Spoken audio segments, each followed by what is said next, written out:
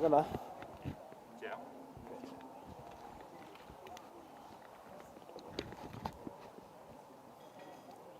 Yes, Chair. Just a brief summary on exactly why we're here, this particular program, where we've been, and Okay, thank you so much, members of the press. This is a forum which EACC has organized for awareness and also support by the religious sector in the fight against corruption. It's part of our strategies as EACC, falling under the Directorate of Prevention to meet all religious leaders in the country at various stages. We have entered a memorandum of understanding with the Inter-Religious Council of Kenya, and we keep holding this kind of forums across the country.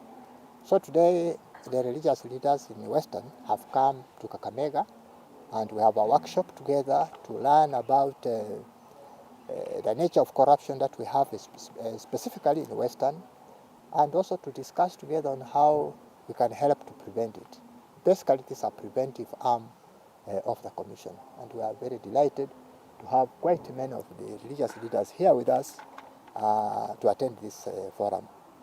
You have, in your past talks and even today, you have repeatedly asked the church to take a center stage in terms of fighting corruption or educating the masses in terms of fighting corruption. Where are we? Are you happy with what is happening? Because I heard you asking NCCK not to be on the back burner, to actually come on the forefront and actually try as much as they can to. Well, it is an encouragement to notice that, as you see here, there are quite many who have come forward. That is already a sign that the religious leaders are ready to put things which are wrong in this country, to put them right.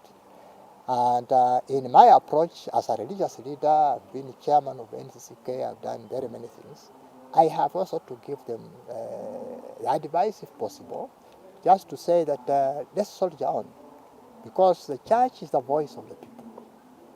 The religious sector, whether the Muslims or the Christians, the religious leaders are the voice of those who are not able to access this kind of forum. And therefore, it's good for us to work together, but as church leaders among themselves, to be able to stand up for their congregants, to ensure that the congregants are supported, are served properly in a nation that gives them justice. And so in my interaction with religious leaders, I always encourage them and help where it's possible to identify where they can actually up their voice in terms of supporting this nation. Yes. Chair, have been at the helm for some time now. The question then is that are you happy with the progress made by EACC in terms of fighting corruption and other issues in the country? And two, probably the achievements and where you think we can actually improve on? Well, I think where I stand, if I look back 6 years ago, EACC has made a lot of strides. First, it is stable, and to achieve that stability is important, so that the officers in the commission can professionally focus their attention on fighting corruption. And we are very happy that as constituted now, it's a very stable commission that is focused to do its mandate. So I'm happy that progress is made, and of course it is never 100%. It should continually be something that is sought for. So part of what you are seeing is to look for stakeholders and collaborate in terms of expanding actors in this forum of fighting corruption.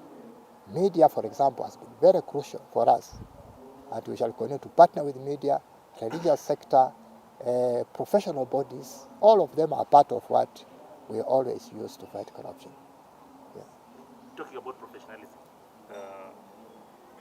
the Commission relies on other institutions to actually achieve our targets. And when you see what is happening with or what has been happening with DCI and DPP, are you worried that such push and pull is actually likely to affect the outcome of your efforts? Well, I can talk about EACC. I don't want to talk about other people. We are all in our different lanes, and each lane contributes to the bigger picture. So, yes, this lane is okay.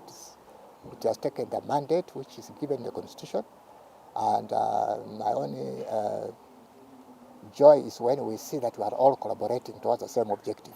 Like now, I am experiencing with the religious sector, and that collaboration is very good for us. So that all of us, whether in the religious sector, in the public sector, are pushing towards the same goal, and helping this country to achieve a corruption-free society. Chair, last question for me. Are you worried when you hear certain institutions saying that we were forced to frame someone else in the fight against corruption? I don't think that's a question I am able to deal with. I've not looked at what you are answering, what you're asking me. So I don't think I have an answer on that. Anything else? Chair, glad to have you. Maybe we do understand that the Commission is investigating some fraudulent payment to Kuza company in regards to urban primary school, 250 million. And we see almost the people implicated in this are like the elders from this community. We're talking about Francis Atwoli, the former Speaker Marende, Girongo, and what have you. Maybe just to give the light, what is the step and how far is the case and how serious is this case? Because we are worried that we could be losing our elders. Again, as our director said, active cases are never public issues here. Because you remember I was taking professionalism. So it's not something to discuss on a press conference like this, because those active cases. So, and what I can just say about what they do in cases, when you see a case come out in public, it may have started even 2-3 years ago. So it's a process which involves the entire commission. So those active cases are not, professionally, we are not asked to do what you want me to answer. Sorry for that. Okay, any other last one? Chair, you know, last week you summoned the governor of Fernandez the EACC offices and you had a 2-day session with him. What do you say of this case? Is it just another allegation? Is it at what stage is it?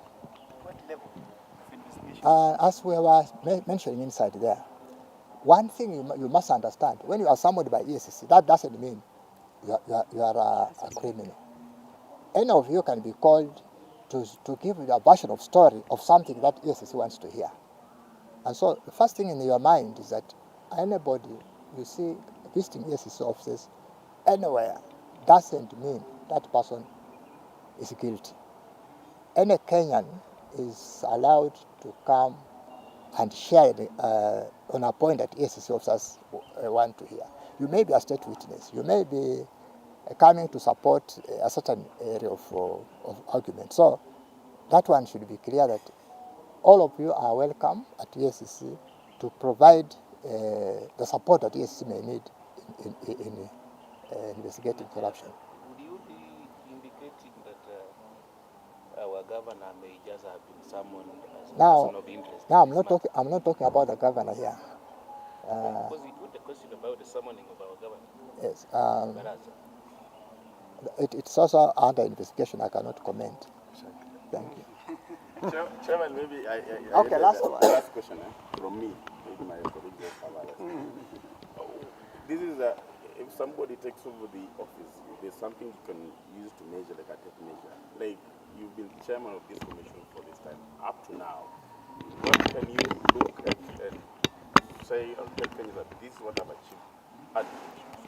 I wish you looked at our quarterly reports. Get to our website and see every 3 months we provide a report of what we do. And in the year we get an annual report. Look at the recoveries we have made, billions. There are billions of property, of money that we have recovered. I think the latest 3 weeks is like 22 billion. So the work that EACC does is there in publications which are official, and you can see that actually something has happened, and it is happening. Most people thought that as the clergy, you could, some of these cases, you could, as the head of the clergy and having served in the Anglican Church for long, you could even praying for them and asking them to change, but you've got the other way. Let me ask you, if you are a journalist, eh? Yes. I hope you also do the same there. Okay, thank you so much.